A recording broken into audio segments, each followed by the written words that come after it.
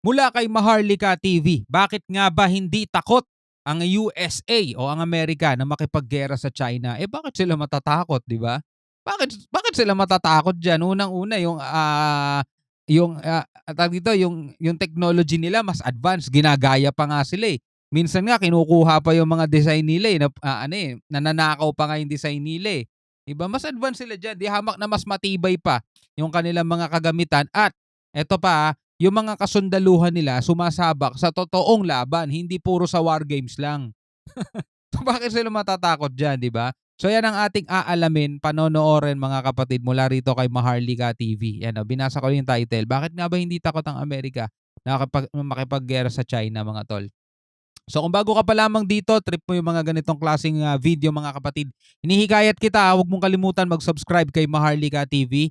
At syempre sa lahat ng mga bago pa lamang dito, ngayon pa lamang nakabisita dito sa ating munting tahanan, hinihikayat ko rin po sana kayo makapag-subscribe sa ating YouTube channel. Maraming salamat sa lahat po ng mga nakakasama natin araw-araw. So wag na natin patagalin to, total wala na rin naman tayong hinihintay na, panoorin na natin to.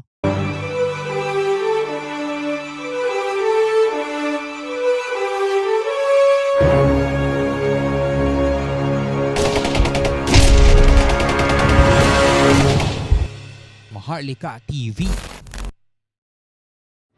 Ang China at US ang dalawang makapangyarihang bansa na nakabilanggo sa isang matinding tunggalian sa loob ng marami ng mga dekada at isa sa mga pinaka-kontrobersyal na isyo sa pagitan ng dalawa ay ang katayuan nito sa Taiwan na inaangkin ng China bilang sarili nitong teritoryo, samantalang ang US ay sumusuporta naman sa pagiging demokrasya nito at nangako na ipagtanggol ang Taiwan mula sa anumang pagsalakay ng China.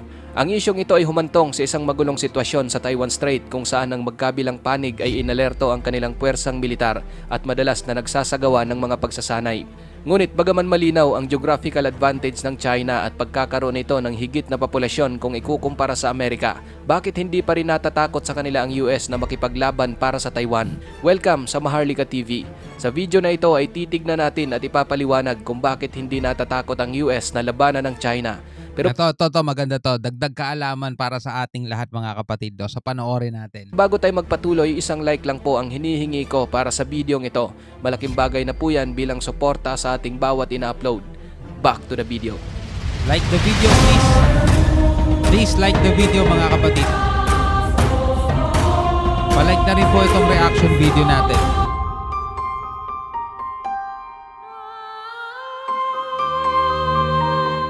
Sa mga oras na kung sakaling aatakihin ng China ang Taiwan, ang mga submarino ng US Navy ang maaring unang bumangga sa Chinese Invasion Force. Sa tulong ng mga ito, maaring mapabilis lamang na matatapos ang digmaan, maprotektahan ang soberanya ng Taiwan at humina ang global aspiration ng China. Ngunit dapat ding isaalang-alang ng US Navy na marami ang masasawi.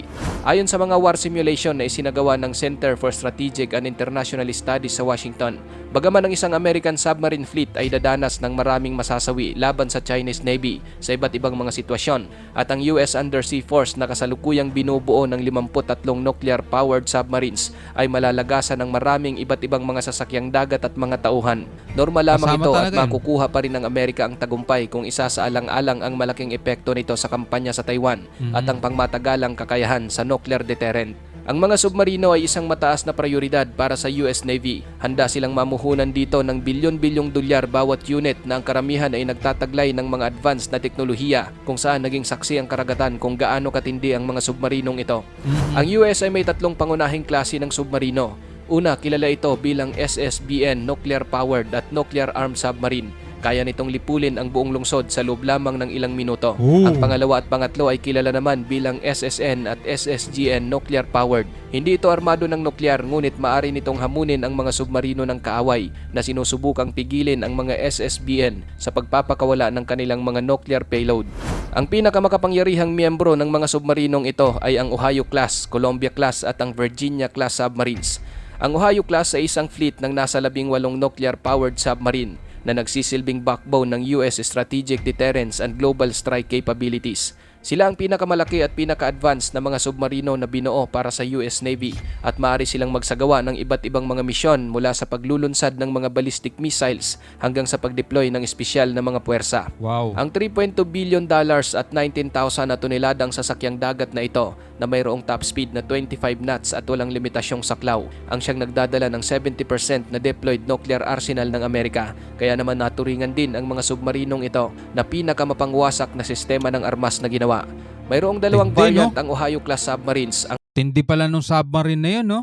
ballistic missile wielding SSBN at ang guided missile wielding SSGN. Ang SSBN ay nagdadala ng 20 Trident II D5 Submarine Launch Ballistic Missile o SLBMS. Bawat isa ay mayroong hanggang sa 12 nuclear warheads. Ang Trident II D5 ay may saklaw na higit sa 7,000 miles at mayroong high accuracy na tumama sa mga target at stealth. Ang mga submarinong ito ay responsable para sa pagpapanatili ng tuloy-tuloy na presensya sa dagat at handang ilunsad ang kanilang mga missile bilang tugon sa isang nuclear attack sa US o sa mga kaalyado nito. Ito ay papaganahin ng Ohio-class na may kakayahang sumisid sa lalim na higit sa 1,500 feet, manatiling nakalubog hanggang sa 90 days at mag-operate sa loob ng 15 years nang walang refueling. Wow. Ang mga SSBN ay pinangalan sa mga estado ng US tulad ng Ohio, Tennessee at Wyoming. Ang SSGN ay na-convert mula sa unang 4 na SSBN na ginawa upang dalhin ang mas lumang Trident I C4 SLBMS. Ang SSGN ay binago upang magdala ng 154 Tomahawk cruise missile sa halip na SLBMS, pati na ang Special Operation Forces and Equipment. Maaring umatake ang mga Tomahawk missile sa mga land target o sa dagat na mayroong conventional o nuclear na mga warhead. Ang SSGN ay maaari ring suportahan ang mga patagong misyon tulad ng reconnaissance, surveillance at infiltration. Ang SSGN ay pinangalan sa mga rehiyon ng US gaya ng Florida, Georgia at Michigan. Ang Ohio-class ay nakomisyon noong 1981 para sa isang mahigit 40 years na pagserbisyo na magtatapos sa 2030 at papalitan ng bagong Columbia-class SSBNS. Ang Columbia-class na mayroong katulad ang laki sa Ohio na kayang mag-accommodate ng hanggang sa 155 na mga crew ay isang bagong klase ng 12 SSBNS na itinatayo upang palitan ang 14 na Ohio-class SNBNS sa serbisyo. Kapag natapos na ang mga ito, ang mga submarinong ito ang magiging pinakamalaki at pinaka-advanced na mga submarino na ginawa ng US at magsisilbing pundasyon ng US Strategic Nuclear Deterrence Triad sa darating na mga dekada. Pero mo, puro mga submarine pa lang to, mga tol, ha? Pwedeng pantapos na, pang-finish na. Mga submarine pa lang to. Ang bawat submarino ng Columbia-class ay may displacement na 21 tonelada at top speed na 20 knots. Papaganahin ito ng isang nuclear reactor na maaring tumagal ng 40 taon sa serbisyo nang hindi nagre-refuel. Wow. Ang submarine class na ito ay nilagyan ng pinakamalaking bersyon ng Virginia-class sonar system at isang pump jet propulsor para mapahusay ang stealth at maneuverability kumpara sa kanyang predecessor. Ang Columbia-class submarines ay magdadala ng 16 na Trident II D5 SLBMS at bawat isa ay may 12 nuclear warhead. Ang Virginia-class ay isa namang klase ng 2.8 hanggang sa 4.3 billion na nuclear-powered cruise missile fast attack submarine ng United States Navy. Ito ang pinakabagong Navy submarine class sa serbisyo at maaring pinakabagong stealth intelligence gathering at weapon system technology. Ang mga Virginia-class submarine ay dinisenyo para sa malawak na hanay ng open sea at mga misyon sa baybayin, kabilang ang anti-submarine warfare at intelligence gathering operation. Ang lead ship naman ng Virginia-class submarines, ang USS Virginia, ay ang unang US Navy submarine na ganap na idinisenyo sa isang computer. Siya ay naihatid sa Navy noong 2004 ngunit wala itong gaanong oras upang i-enjoy ang kanyang bagong tahanan dahil makalipas lamang ang isang taon i-deploy ito upang suportahan ang pandaigdigang digmaan laban sa terorismo. Ang USS Virginia at ang kanyang mga kasama ay may top speed na 25 knots kapag nasa ibabaw at 35 knots naman kapag nakalubog.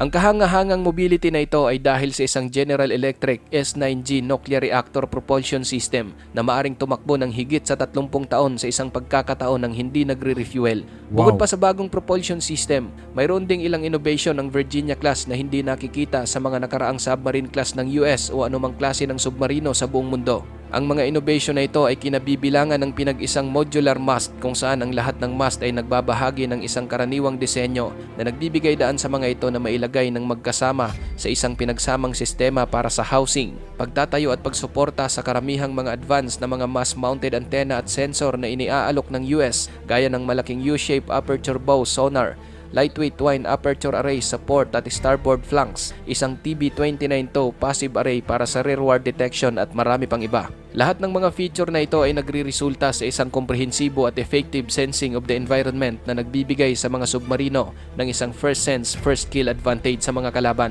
Bawat isang Virginia-class submarine ay armado ng 65 mga missile at torpedo, kabilang ang UGM-84 sub-Harpoon missile. ang innovative anti-ship and land attack dual-purpose Tomahawk at ang Mark 48 Advanced Capability Heavyweight Guided Torpedoes. Ayon sa Hindi. open source budget documents, ang mga submarino ng Virginia class ay maaring ang unang mga submarino na gumamit ng mataas na enerhiya na 300 hanggang sa 500 kilowatt laser weapons. Ang mga submarinong ito na puno ng top-notch American technologies ang siyang makakatapat ng China, at habang ang American subs ay tila halos invincible, ang China ay isa sa ilang mga bansa na may pagkakataong labanan ang mga ito dahil sa kanilang pagkakaroon din ng ilang kahanga-hangang puwersa ng submarine. Ang China ang isa sa mga bansang mayroong napakalakas na submarine fleet sa mundo. Isang mahalagang bahagi ang submarine power ng kanilang modernisasyon at pagpapalawak ng Navy na naglalayong hamunin ang US Navy supremacy sa rehiyon ng Indo-Pacific at protektahan ang mga interes at soberanya ng China. O tanong, nasubukan na ba nila sa aktual yun? Baka naman puro pang show lang din yun. Parehong mayroong nuclear-powered submarine fleet at isang malakas na diesel-electric submarine fleet ang China na patuloy na pinapabuti at dinadagdagan gamit ang mga bagong disenyo at teknolohiya. Ang fleet kasama ang 6 nilang SSBN na armado ng nuclear-capable JL-2 SLBMS, 6 na SNNS armado ng torpedoes at conventional missile, at 46 na SSK na mga diesel-powered attack submarines na ginagamit para sa coastal defense, anti-submarine warfare at special operations. Hindi pa nakontento ang China sa mga submarinong ito.